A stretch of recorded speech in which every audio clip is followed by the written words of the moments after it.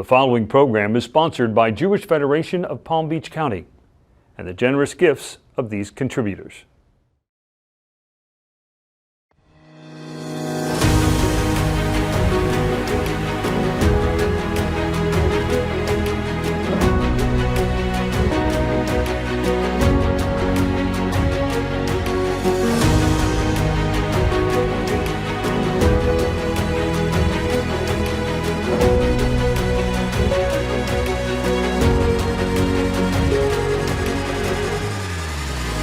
Thank you for joining us for our 44th season of Mosaic. I'm your host, Susan Schulman-Pertnoy. Mosaic is Jewish Federation of Palm Beach County's weekly news magazine, exploring the most critical issues facing Jews here and around the world. Today, we're continuing a special series of Mosaic episodes focused on antisemitism. Our guest is one of the world's most dynamic defenders of the Jewish people, and we're fortunate to have her here with us. Noa Tishby is an Israeli-American performing artist, producer, author, and Israel's first ever Special Envoy for combating antisemitism.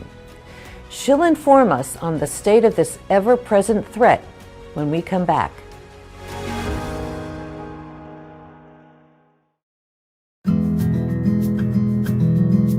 Did you know that you can now enjoy Mosaic on the go? Listen to the Mosaic podcast by scanning the QR code on the screen or find it wherever you listen to podcasts.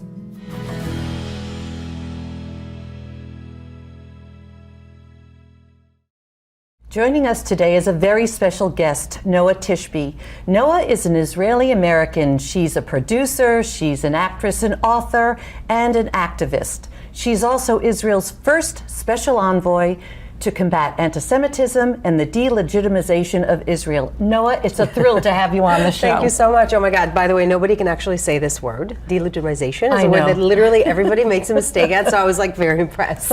Every time people talk about my title, I'm like, and a mistake, because it's hard to say. It is hard to say. Yeah. It is a tongue twister. It is. I'm so excited to have this conversation with you. It's such a serious subject matter, but and our community recently fell victim to some anti-Semitic incidents. So I just want to jump right in with anti-Semitism and the fact that a lot of people say anti-Zionism and anti-Israel are all different. Can you explain what you think? Well, first of all, your community fell victim to anti-Semitic attacks, just like many other communities in the United States and many other Jewish people that are just online on a daily basis. So there's no doubt, we all know the numbers. Anti-Semitism is the highest that it's been in the last 70 years, which goes hand in hand with the fact that the Jews are actually in a pretty good position, rather considering history, right, in the last 2,000 years. But anti-Semitism is back, and one of the things that we need to understand about anti-Semitism is that it is more than just racism. So anti-Semitism is anti-Jewish racism in its basic kind of form, but the delicate part of it is that it's not just that. So anti-Semitism is both looking down and also looking up at the Jewish people. So where other forms of hate and discriminations are, oh, this person is like way less than me, ugh, my God, it's terrible, right? With the Jewish people, it's kind of like, yeah, the Jews are the vermin of the earth, and they're just like terrible and a lower race, you know, AKA the Nazis. Right. But they're also controlling the world and controlling the banks and so they're also some sort of a secret handshake of the world that is like both below us and above us. The punching up aspect of anti-Semitism, the looking up at the Jewish people thinking, like attributing way more power and control than we actually have, right? I always say jokingly, like, I wish we were as strong and powerful as they say, but like we don't, but I wish we were.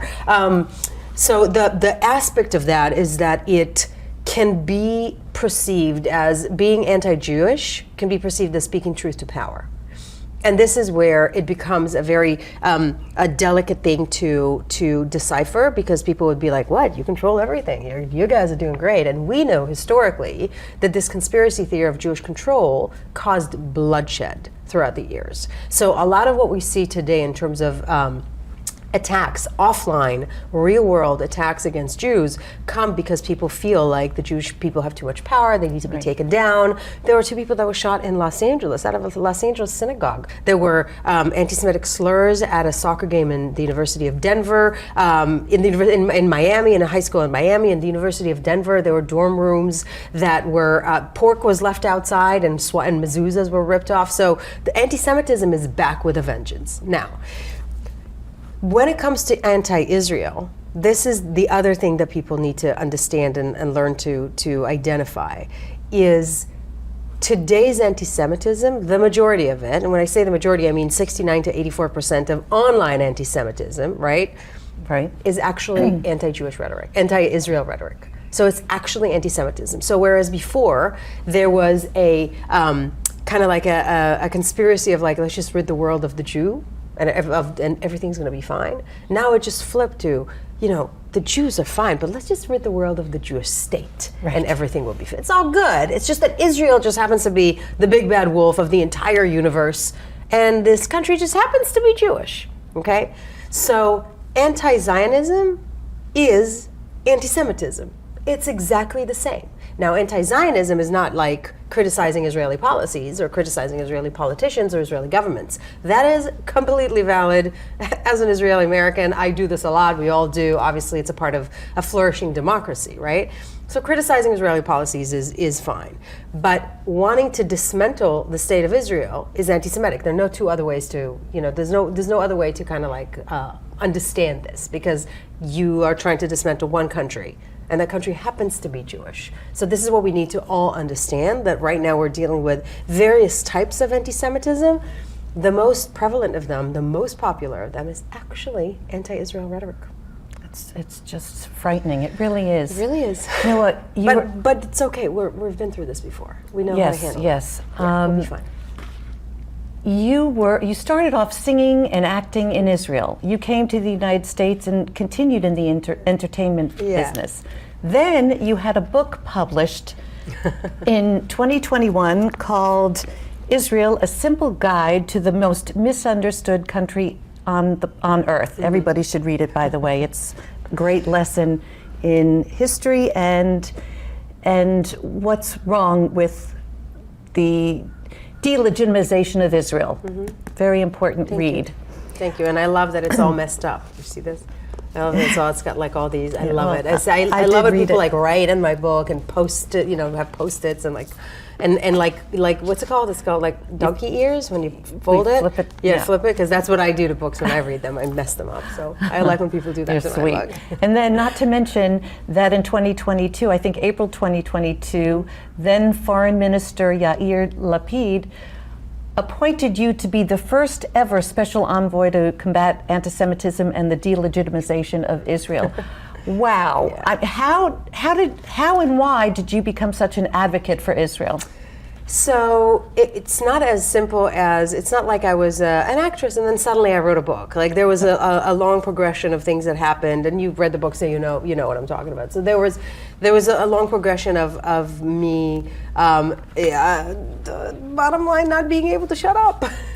So that's the honest truth. Like I was an actress and a singer growing up in Israel. I started at a very young age, like 8 or 14, depends on when you start counting. And I did very well in Israel. And then I moved to the States, and I was thinking in my head, I was kind of like, oh, I'm just going to be a superstar. I'm just going to act. I'm going to produce. I'm going to write. I'm going to sing. And I did. You were successful. Yeah, I did great. And I was signed to MCA, to a music label, as a singer, and I was acting and producing and whatever. But throughout the entire time, I kind of, quote unquote, fell into becoming like the unofficial ambassador, because I couldn't shut up when people would talk to me about Israel. Was there something one incident there were that might so have triggered many, it? but there was one that I actually talk about in the book that was very close to when I moved from Israel to the United States. So I had no idea still that Israel had like a PR problem. I had no idea that people thought didn't realize what Israel was. Tell us that story. So the story was that I was hanging out at the time with a group of we were like this young group of like actors and writers and like kind of like eclectic, cool, kind of the cool kids running around LA. And one of the girls there was a very successful actress even then. We were like early 20s, all of us. So she was already famous. She ended up being way more famous. Like, it doesn't matter if you're 15 or 95, you know who she is. Everybody knows who she is. And she ended up winning every single award, like, you know who she is. And she was famous already. At the time, she comes up to me one day and she's like, oh, I heard you're from Israel. And I'm like, yeah. And she goes, so how does your family feel about you? And I'm like, what? What do you mean? She's like, that you're modern and everything without all the headgear. And I'm like, oh my God. I'm like, she thought Israel's Afghanistan. Like, she literally thought the state of Israel, the state of Israel, the one that is, more liberal in terms of like perception. Like, I can say the F word on TV in Israel. I'm not going to get bleeped. You know what I mean? Like you are here, right? Yeah, I'm not going to say it here, but it's so much more open than the United States in a lot of different ways. And yet this girl who was educated, well-meaning, successful, had no idea. She thought Israel's Afghanistan. And I'm like, whoa. And I was thinking at the time, if that's what she thinks about Israel, and she's a smart girl, like, what are people that don't know anything at all? Yeah, that's frightening. So that was the moment that I realized that Israel has a real problem. And I just started talking about it and doing things about it and going to demonstration and posting about it. And I started a first online advocacy and rapid response organization dedicated to pro-Israel news and information in 2011. So I grew up as an activist online. So I've been doing this for a very long time, and I realized that there's no book that tells the story of Israel in a way that's easy to understand. Right. That's because the majority of the books which are great, and there are a lot of them, but they're very heady, very heavy, very detailed oriented, like the thousands of pages. And I'm like, there's no book that my friends in the entertainment industry. Very readable. Yeah, exactly. There's no book that I know that my friends can give their college kids or, high school kids. There's no book out there that tells the story in that way. So I decided to write it. Well, and it's done really well as well. Yeah, also, which is fabulous. Did that actress ever wind up going to Israel? She never did. Oh, that's a shame. She never did. Do you believe that fighting anti-Semitism will ever be solved? Absolutely not. Not at all. Anti-Semitism is the oldest form of hate and discrimination, which is still being practiced today. It's been around since the beginning of Jews, right? Right. So there's no world in which we're solving this. I actually wrote in the book about this historian named Josephus Flavius, who is he was a historian at the end of the turn of around 70 AD. He was around in the Great Jewish Roman War when the Jews, when the temple was destructed and the Romans exiled all the rest of the Jews and changed the name of the land from Judea, Israel to Palestinia, based on a tribe that was sitting there at the time, which is not the Palestinian people, but that's a whole other story. But so he documented everything that was going down with the destruction of the temple, and then he went to Rome, and he was a very proud Jew, and he wrote this book called The Antiquity of the Jews, which is an epic book. He wrote it in 74 AD in order to fight pagan anti-Semitism. Oh my goodness. And that was 2,000 years ago. So I'm like, we're not going to solve it. Nope, we're not going to solve that. No. But we're going to talk more about your role as the Special Envoy when we come back. Okay. We'll be right back after this brief message. The broad reach of anti-Semitism can be a challenging topic for families. Noa shares her advice for all generations when our conversation continues.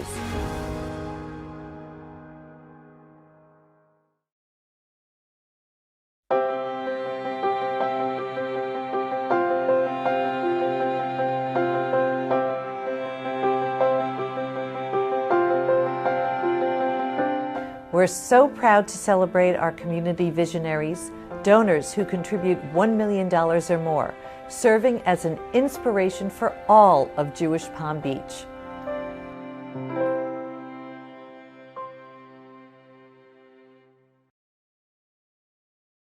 We're back chatting with Noa Tishby, and I want to start with, what does your role as Special Envoy to Israel, what do you do in your role? So basically I do exactly the same that I've done before, with the addition, honor of being able to represent the state of Israel when I called to do so. So I had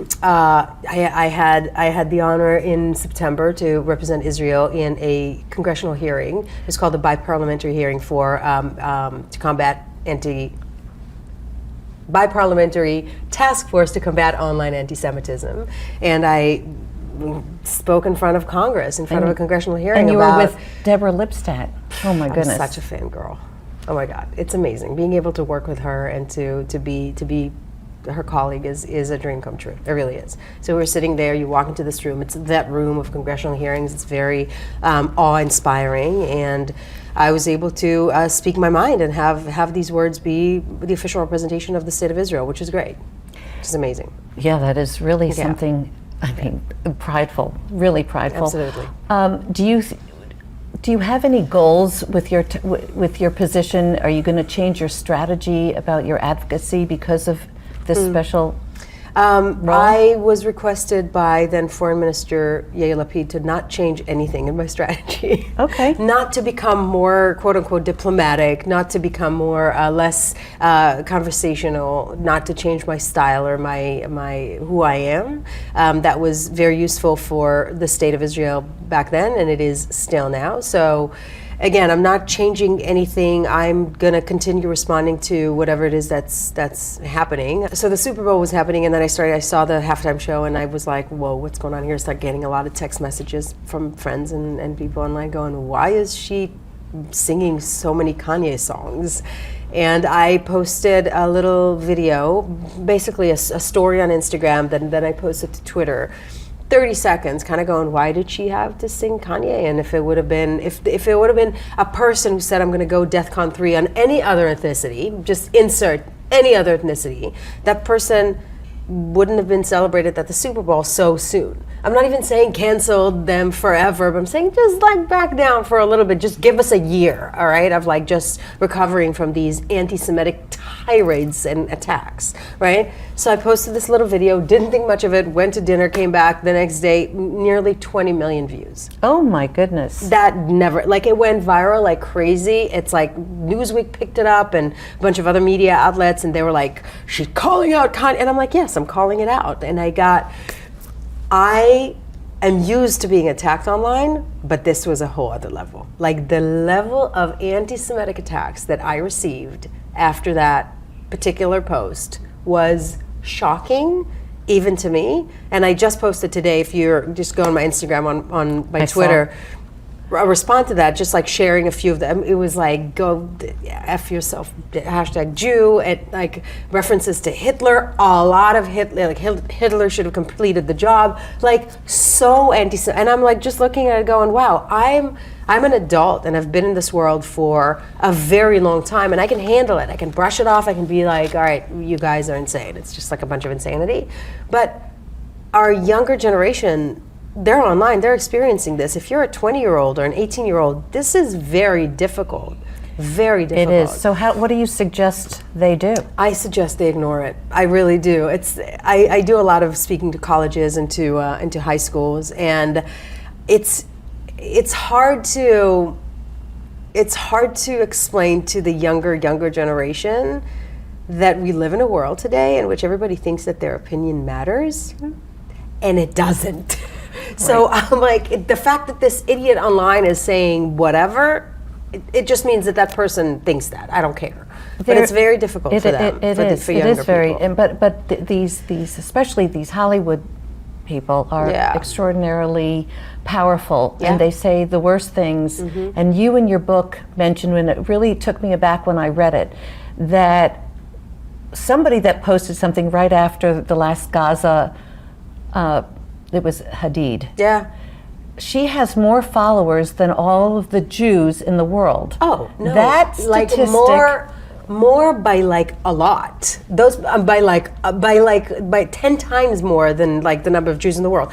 One of the videos that I posted was referring to Bella Hadid, Gigi Hadid, her sister, and their father, Muhammad Hadid. And at the time, sure, it changed. It's probably more than that. But I was saying at the time that only on one social media, so only on Instagram, these three people together have, again, that was it's probably more than that now, 127.1 million followers just on one social media. as opposed to 14.8 million Jews in the world at the moment, or something like that. A little over 15. So we are, we're 15, over 15, great. We are at a numerical disadvantage like nobody else. And we are, we're 2% of the US population, yet over 50% of religion-based hate crime. So the fact that we're doing good doesn't mean that we're not persecuted and discriminated against and hated. And these two things are not mutually exclusive. Well, your advocacy is so needed right now. When you realize the value of what you're doing is so instrumental. Thank you. So I thank you for that. And we have to take our final break. Great. We'll be right back after this brief pause. What does the future of fighting anti-Semitism look like? We'll explore that in our next segment with Noa Tishby. We'll be right back.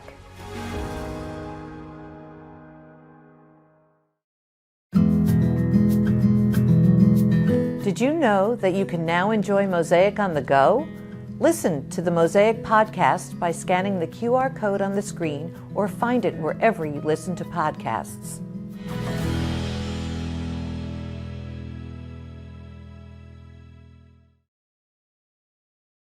We're back talking with Noa Tishby. And Noa, I want to talk about your book for a little bit. In your title, you say it's the simple guide. Why did you use the word simple? Israel's anything but simple. Oh my God, that's such a great question. I use the word simple because what's the first thing that people say when you bring up Israel? Complicated. Exactly. Yes. Like, oh my God, it's so complicated. So it's literally, I'm like, no, it's actually not that complicated. It's actually very simple. And the simplicity of it is, to me, right, is that the Jewish people deserve a right for self-determination and self-governance in parts of their ancestral land. That's it. That's as simple as it is. We deserve the right for self-determination. We deserve to have a state.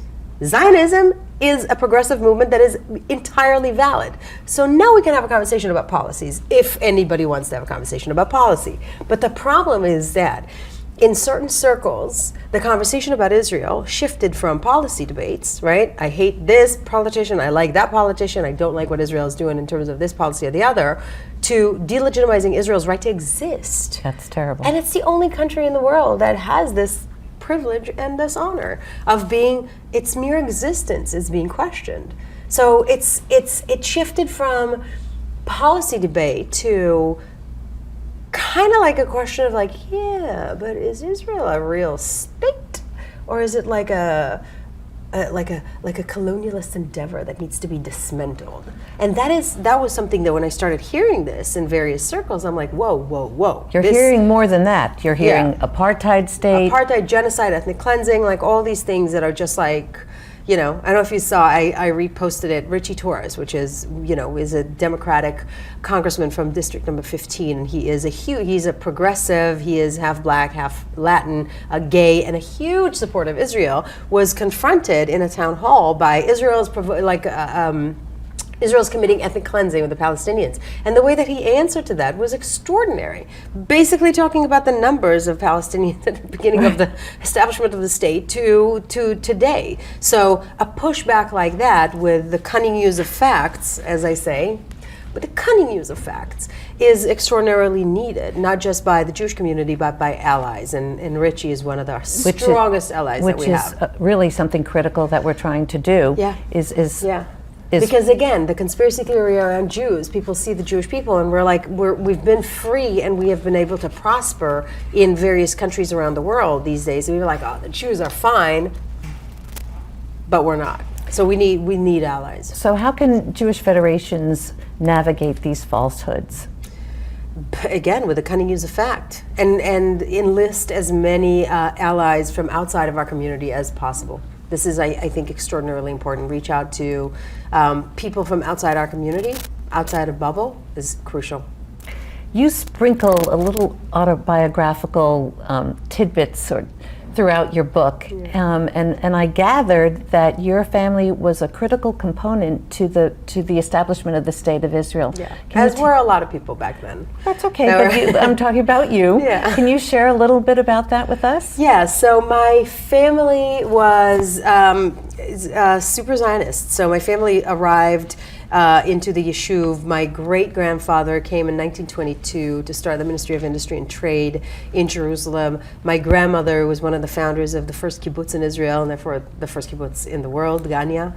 And my grandfather was Israel's first ambassador, not just to Ghana, Liberia, Nigeria, Ivory Coast, but he was the first representative of the State of Israel to the entire continent of Africa. So I grew up with Zionism in my kind of like bloodstream, right, in my reality. And it was amazing because I knew this going into writing the book.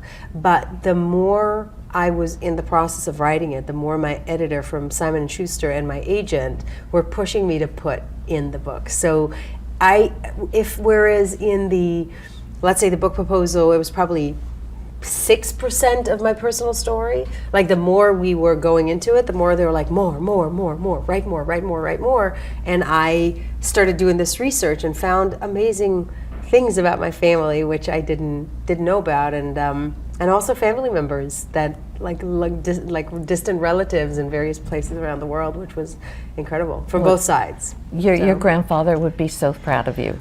Hope so. Yes, absolutely. Yeah. You devote an entire chapter to boycott, divestment, and sanctions, or BDS, as it's spoken about. I always say to people, and I heard this from other people, so I say it if asked, if people want to read just one chapter in the book, just read the BDS chapter. How has the BDS movement affected Israel? Well, they affected Israel mostly in terms of PR and perception. And what I mean by that is that, so BDS, it's a boycott, divestment, and sanctions movement that is trying to brand Israel an apartheid state and put a pressure on it, similar to South Africa, in order to dismantle it, in order to break the country apart, in order to destroy the Jewish state. And I'm not saying it, this is what they say, their founders say, it's online everywhere, so they're not, this is not a secret. However, when they go to campuses, which is the majority of the work that they do, they hide that. So they don't go to a campus and sit down there at a tabling event and say, let's destroy a democracy. They sit down at the tabling event and talk about freedom and justice and all these kind of like woke hidden words that are kind of like virtue signaling to the people who don't know what it is that they're supporting. So BDS was able to change American young, mostly progressive perception of Israel, but it actually is not doing much damage in terms of on the ground, because honestly, the Palestinian people on the ground in Ramallah, they don't like it. Well, they're preventing. They're closing down factories. They're preventing them from eat ice cream. Right. Like it's terrible. It's a white savior American like social justice warrior, keyboard warrior organization. It is not a progressive movement, and it is not a Palestinian-oriented movement that is helping the Palestinians in any way, shape, or form. So what's next for Noa Tishby? Are you going back into acting, producing? No, God, no. I mean, famous last words. I am not. It became very clear to me when I sat down to write the book. So in 2019, when I got the book deal and started writing it, or in 2019, end of 19, this is what I'm meant to be doing. So it became very clear to me that my entire life led me to this, and I couldn't be less interested right now in like playing other characters and saying other people's words. Well, we're glad that you've taken on this advocacy role. Thank you. And thank you so much for joining us today. It was really a thrill. Thank you.